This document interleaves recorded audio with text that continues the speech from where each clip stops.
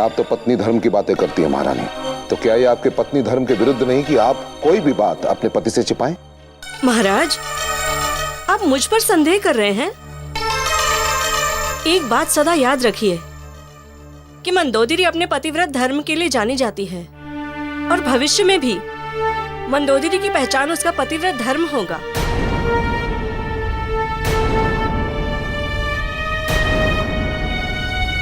और आज भी मैं अपना पतिव्रत धर्म निभाने गई थी।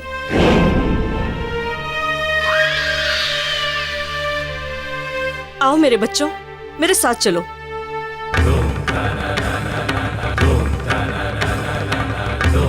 देखा दशानन, मंदोदरी कितना बढ़ चढ़ कर बोल रही थी। अपनी भूल के लिए क्षमा मांगना तो दूर, ऐसा प्रतीत हो रहा था जैसे उससे पूछकर तुमने ही कोई भूल की है। नहीं माते, महारानी पर हमें स्वयं से भी ज्यादा विश्वास है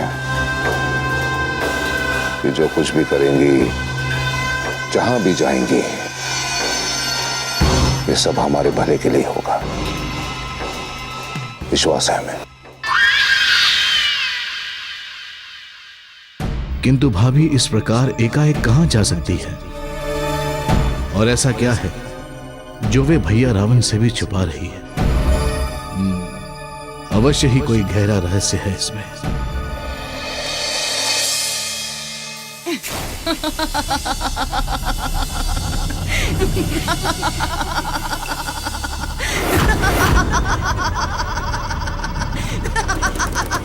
कौन है? कौन है? सामने क्यों नहीं आती? रावण के साथ प्रयास करने का दुस्साहस किसने किया? उसे क्षणतः वक्त कर देंगे हम। मैं तुम्हारी मृत्यु हूँ। मृत्यु? रावण की मृत्यु? अरे मृत्यु भी रावण से भयभीत रहती है। सामने आ।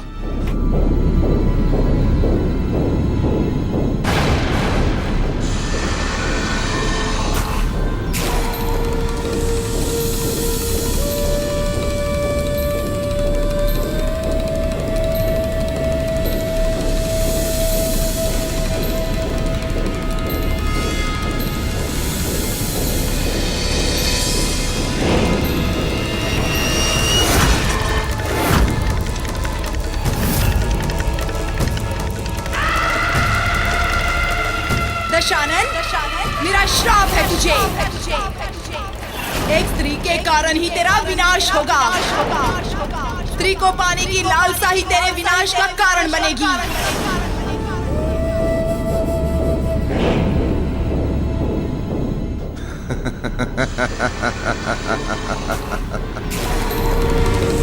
तो तुम बनोगी हमारी मृत्यु।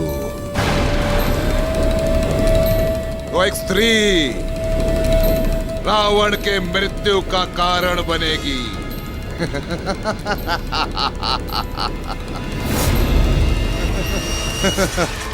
वेदवती रावण के मृत्यु का कारण। रावण हम।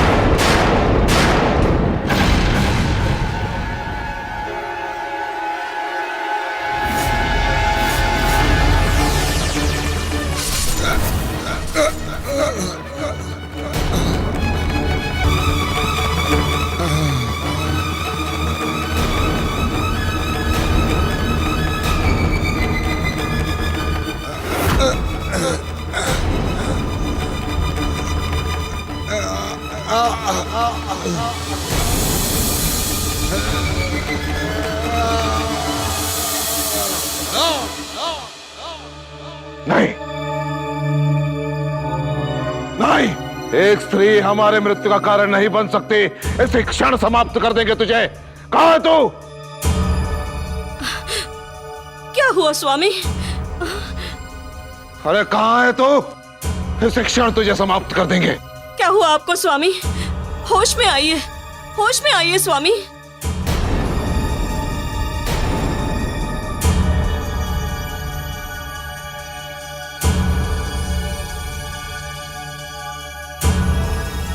महारानी, क्या एक स्त्री हमारी मृत्यु का कारण बन सकती है?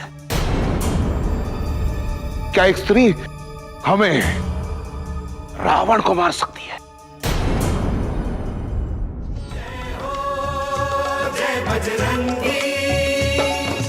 अंजनी के लाला सारे कपिकुल के उजियारे, जय हो श्री महाराज केसरी की आंखों के तारे, जय हो जय बजरंगी, जय हो जय बजरंगी। मिथिला वासियों, आप सब हमारे लिए विशेष हैं, अतिथि हैं आप सब हमारे। आप सब पेट भर के खाना और तनिक भी संकोच मत करना। इस संजन प्रदेश को अपना ही राज्य समझें। राजकुमार, हम दुख के मारों को आप भोजन और आश्रय दे रहे हैं। ईश्वर आपको सदा सुखी रखे।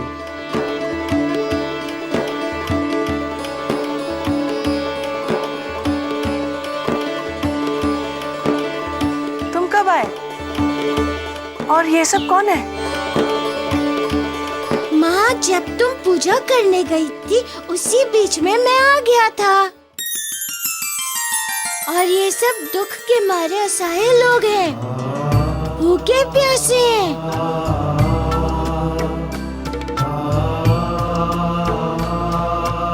मारुति, भूखे प्यासों को खाना खिलाना अच्छा है, किंतु ये सब आए कहाँ से? पिताजी, ये मिथिला से आए हैं। वहाँ अकाल पड़ गया है, वर्षों से पानी की एक बूंद भी नहीं गिरी है वहाँ। ये लोग अपना घर बार त्याग कर असहाय भटक रहे थे, इसीलिए मैं इन्हें यहाँ ले आया।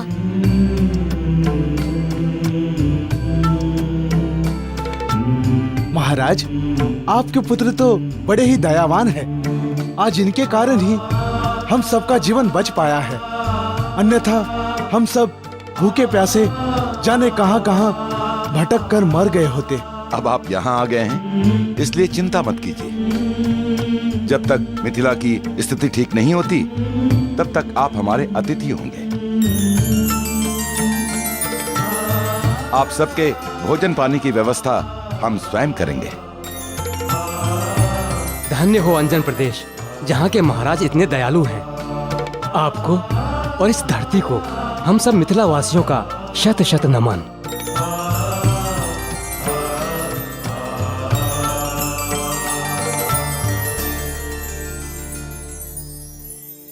मारुति, जामवन काका तो कह रहे थे कि कोई संकट में है और तुम उनकी सहायता करने गए हो।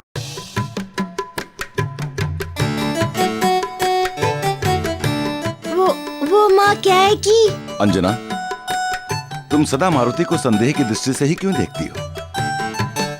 ये मिथिला प्रदेश के लोगों का संकट नहीं दिखाई दिया तुम्हें? ये इनका संकट दूर करने के लिए ही तो गया था।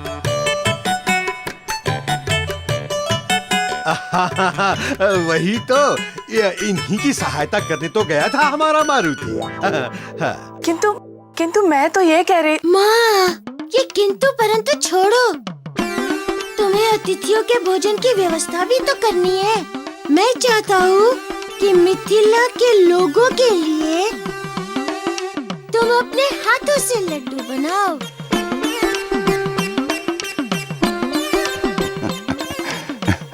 चलिए।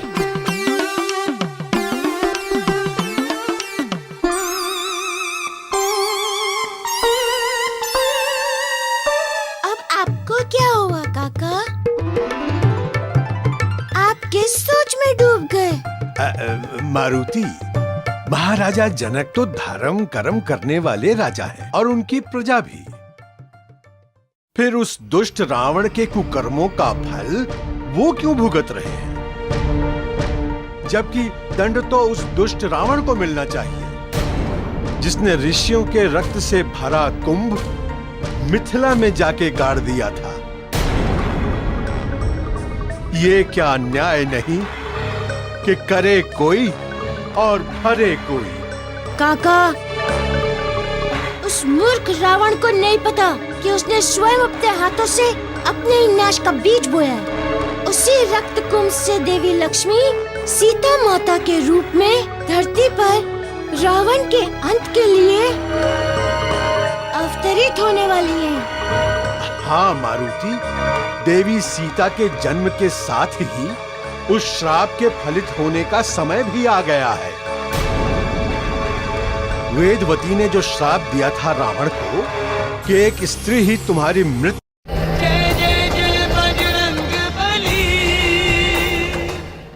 नहीं स्वामी, ऐसा नहीं हो सकता। आप महाबली हैं, आपको कोई नहीं मार सकता।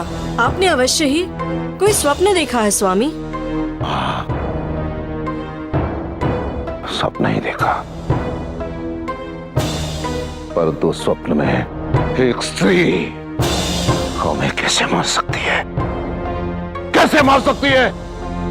मेरे रहते हुए आपको कभी मृत्यु नहीं आ सकती,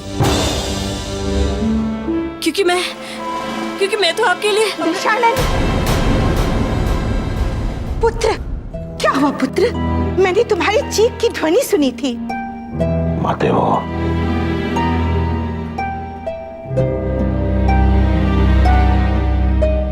महारानी हमारे चल लेकर आई है।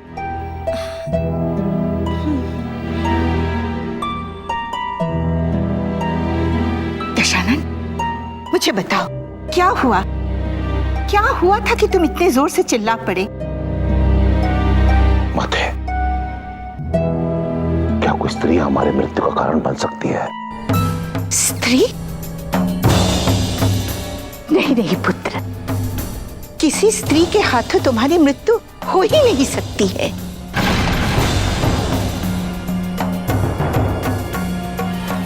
परंतु माते,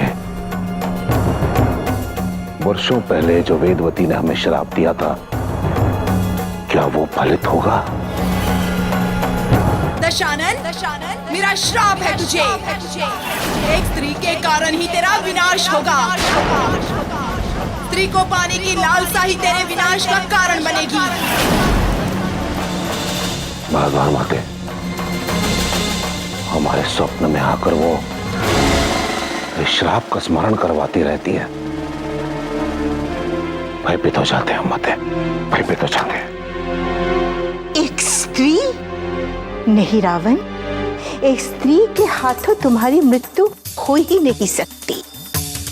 तुम्हें स्मरण है, स्वयं परम पिता ब्रह्मदेव ने तुम्हें वरदान दिया था कि तुम्हारी मृत्यु केवल एक ही मनुष्य के हाथों होगी, और वो भी नर होगा।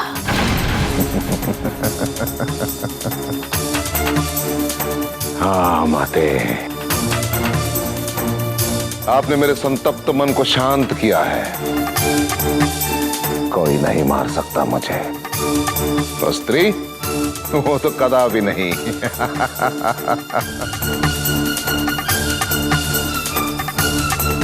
स्वामी, ये चिंता उस पाप की काली छाया है जो कभी आपने किया है, किंतु मैं जानती हूँ कि आपको कुछ नहीं होगा।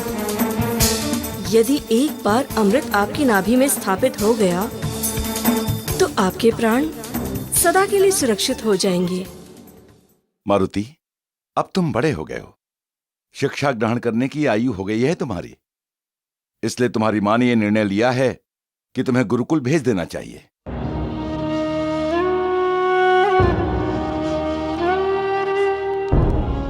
ये आप क्या कह रहे हैं पिताजी?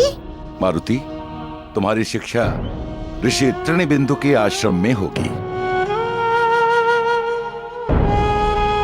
हमने उन्हें सूचना भिजवा दी है। शीघ्र ही उनके आश्रम से उनके शिष्य या वो स्वयं तुम्हें लेने आएंगे। जय जय जय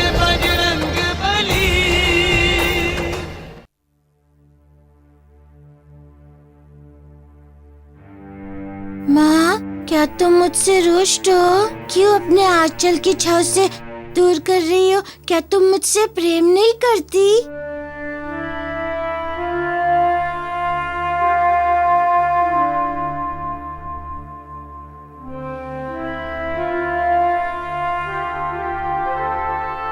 मैं तुमसे प्रेम नहीं करूंगी मारुति। अरे तुझ में तो मेरे प्राण बसते हैं। किंतु ये समझ लो कि हर बच्चे को इस आयु में ज्ञान प्राप्त करने के लिए गुरुकुल जाना ही पड़ता है। उसी से उसका विकास होता है, वे योग्य बनते हैं। किंतु माँ, मैं तुमसे दूर नहीं रह पाऊंगा। मारुति, माँ के आंचल के छांव के बाहर एक बहुत बड़ा संसार है और हर माँ यही चाहती है कि उसका पुत्र उस संसार के बारे में भी जाने, सबका रहन सहन सीखे, कैसे सबसे व्यवहार करना है उसका ज्ञान प्राप्त करे। और ये सब सामाजिक ज्ञान तो वो गुरुकुल में ही सीखता है मारुति।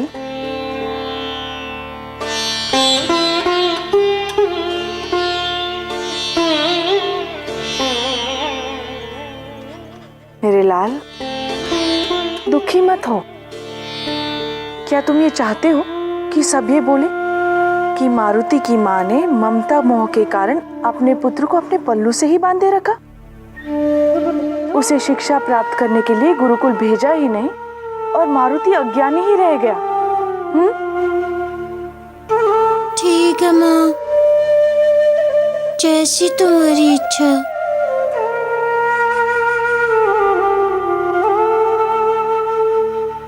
अच्छा, अब चलो, भोजन का समय हो गया है और मैंने तुम्हारे लिए अपने हाथों से विशेष लड्डू बनाए हैं। चलो। माँ, तुम और पिताजी जाओ, मैं और जामन काका अभी आते हैं।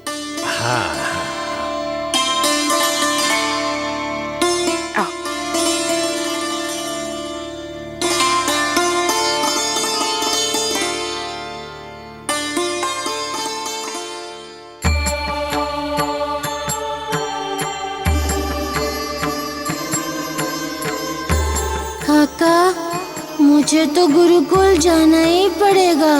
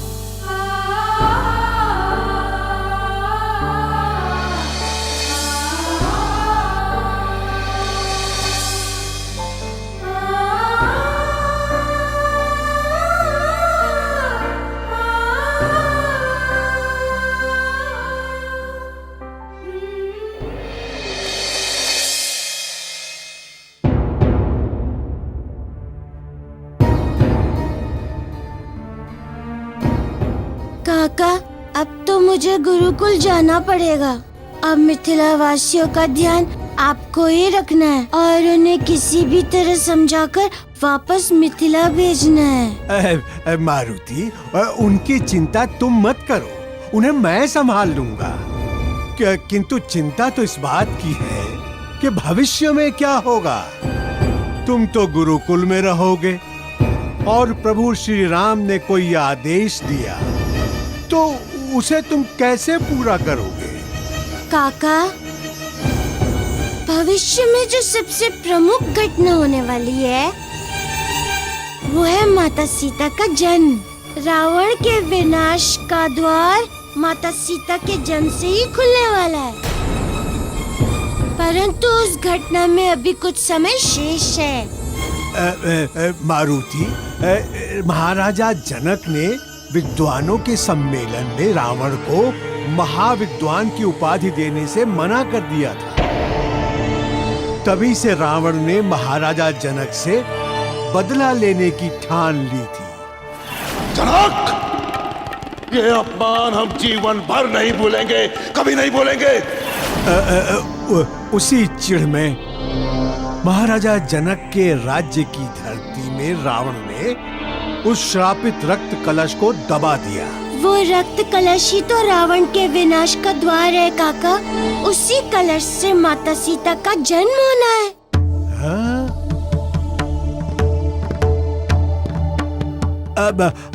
किंतु तब तक तो महाराजा जनक और उनकी प्रजा को कष्ट भोगना ही पड़ेगा। महाराजा जनक बहुत ही सहृदय और विनम्र स्वभाव के हैं।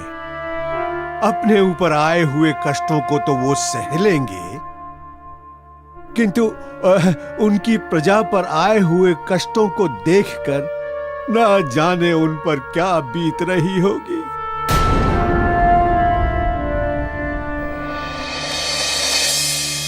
हे इंद्रदेव, क्यों मेरे राज्य को बूंद बूंद पानी के लिए तरसा रहे हैं? हे जल के अधिष्ठाता वरुण देव, कब बरसेगा जल? जल तो जीवन है। जल के बिन मेरी प्रजा भूख से मर रही है।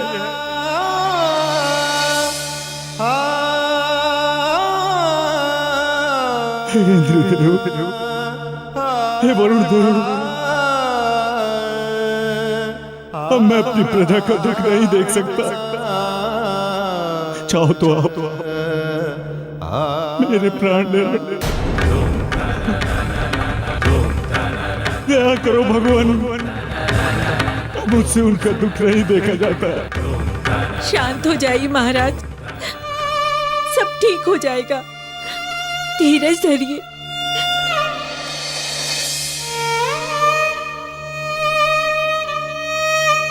कब तक धीरज धरूं महारानी, कब तक धीरज धरूं?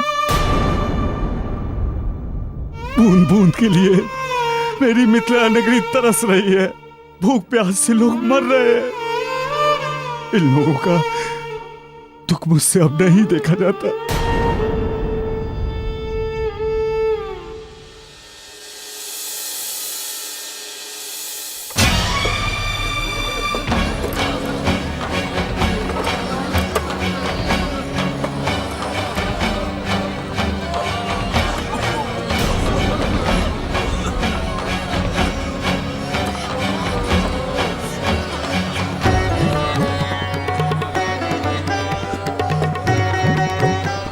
कहां जा रहे हैं? कहां जा रहे हैं आप सब लोग? इस मिथिला नगरी की धरती को छोड़कर मत जाइए। भगवान पर भरोसा रखिए, सब ठीक हो जाएगा। हाँ। मुझसे जो बन पड़ेगा वो सब करूंगा आप सबके लिए। आपने तो हमारे लिए सब कुछ किया है महाराज, किंतु दुर्भाग्य हमारा पीछा ही नहीं छोड़ रहा है। हम अपने बच्चों को ऐसे भूखा मरते हुए नहीं देख सकते महाराज। देखिए महाराज, देखिए भूख से बच्चे कैसे तड़प रहे हैं। कितने दिनों से इनके पेट में अन्न का एक दाना तक नहीं गया।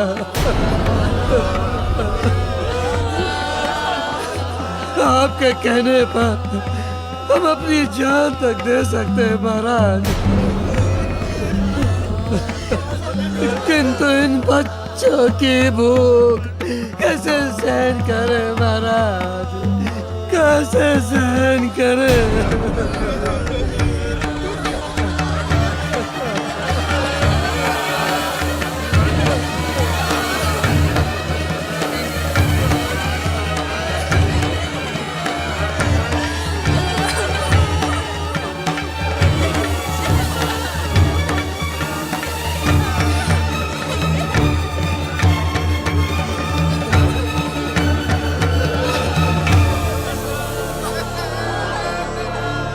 क्षमा कर दीजिए, क्षमा कर दीजिए।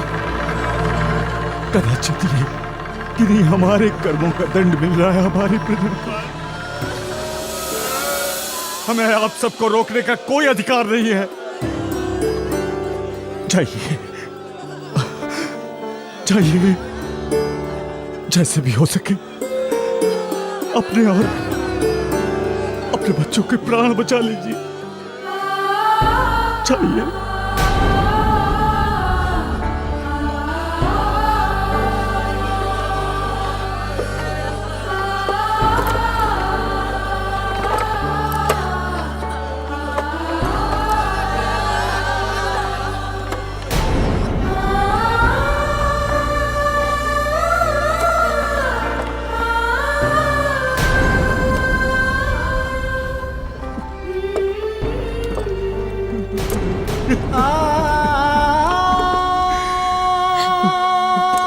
स्वामी,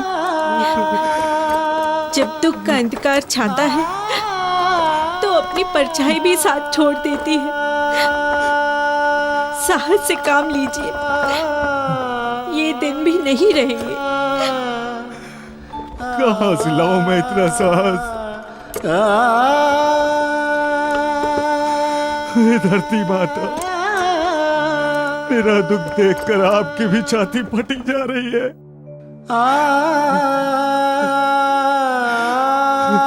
पता नहीं कब सुनेंगे मेरी पुकार इंद्रदेव, कब आपके गर्भ से फूटेगा अंकुर, कब आपकी कोख से मेरे राज की खुशियां जन्म लेगी।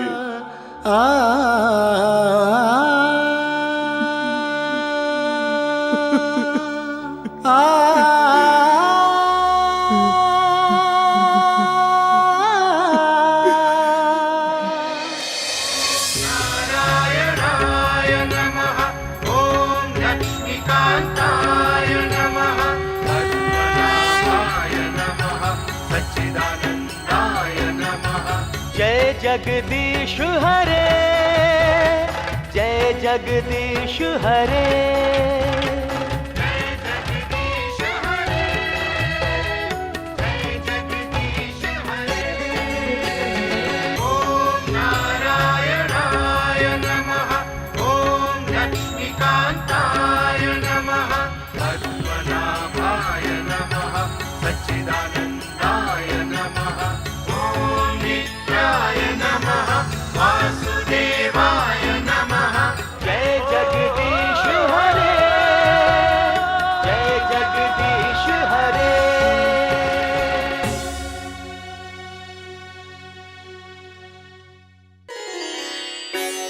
भाभी,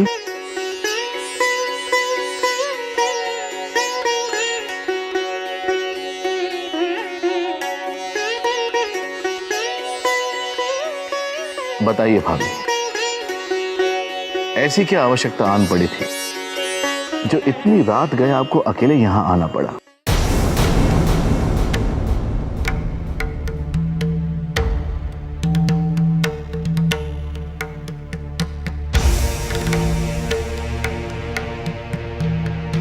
भाभी,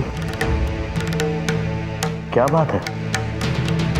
देवर जी, बहुत ही विशेष और गोपनीय कार्य था, इसलिए मुझे स्वयं यहाँ आना पड़ा।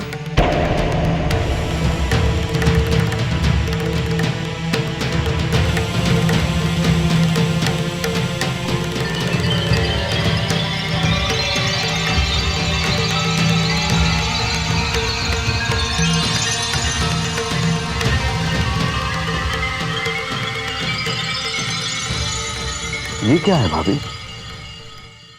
देवर जी, ये अमृत है।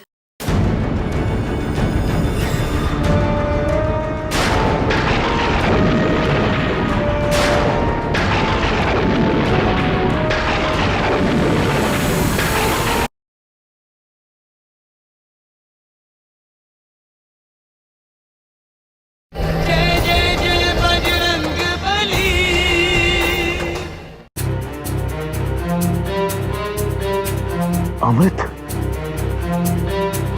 ये क्या कह रही हैं आप? देवर जी, मैं 3 दिन से चंद्रलोक में थी। इस अमृत को मैं वहां से चुरा कर लाई हूँ। आपने ये क्या कर दिया भाभी? इस अमृत को असुरों के बीच में लाने का अर्थ समझती हैं आप? केवल इसका दुरुपयोग ही नहीं, महा अनर्थ हो सकता है इससे। देवर जी, ये अमृत मैं मात्र लंकेश के लिए लाई हूँ। ये अमृत उन्हें अमरत्व प्रदान करेगा और उनके प्राण सदा के लिए सुरक्षित हो जाएंगे और वे अमर हो जाएंगे।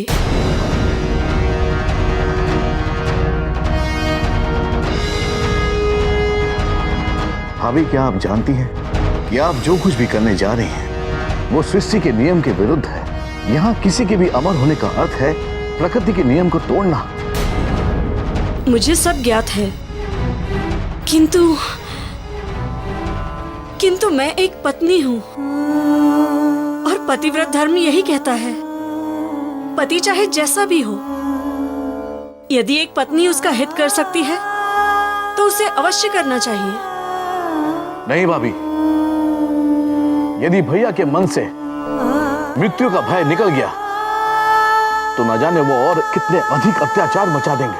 क्या आप ऐसा करके अपने पति को और अधिक पाप करने के लिए नहीं उकसा रही हैं?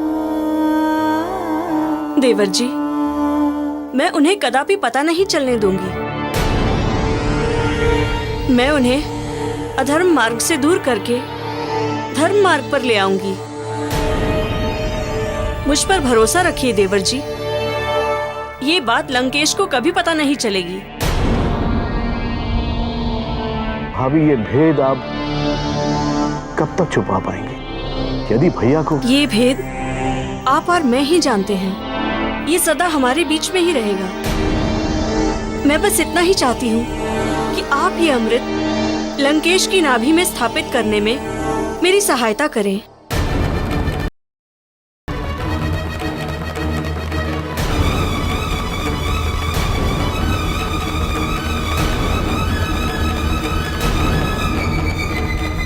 ठीक है भाभी, आपके भरोसे पर मैं ये कार्य अवश्य करूंगा। अभी कृष्ण पक्ष चल रहा है, आगे शुक्ल पक्ष आएगा, तब पूर्णिमा पर चंद्रमा अपनी चांदनी पूरी धरती पर फैलाएंगे। बस उसी दिन आप लंकेश्वर को अचेत अवस्था में अशोक वाटिका में ले आइएगा। वहीं पर हम शल्य चिकित्सा की कमललाल पद्धति द्वारा भैया की नाभि में अमृत स्थापित कर देंगे। परंतु मैं लंकेश को अचेत कैसे करूंगी? मैं उसके लिए आपको एक बूटी देता हूं।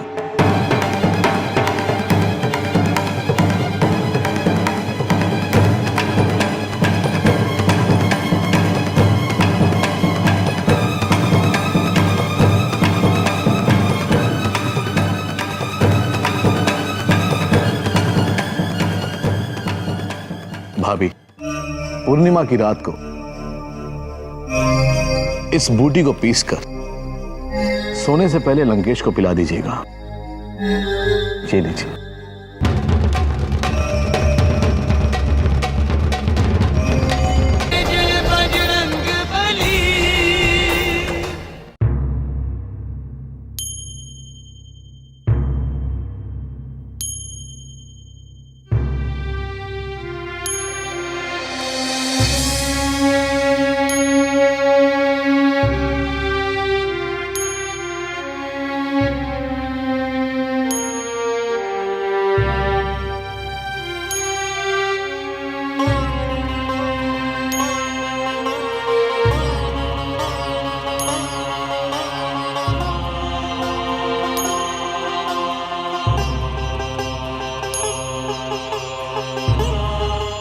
आप सब अभी तक यूं ही बैठे? आपने भोजन ग्रहण नहीं किया?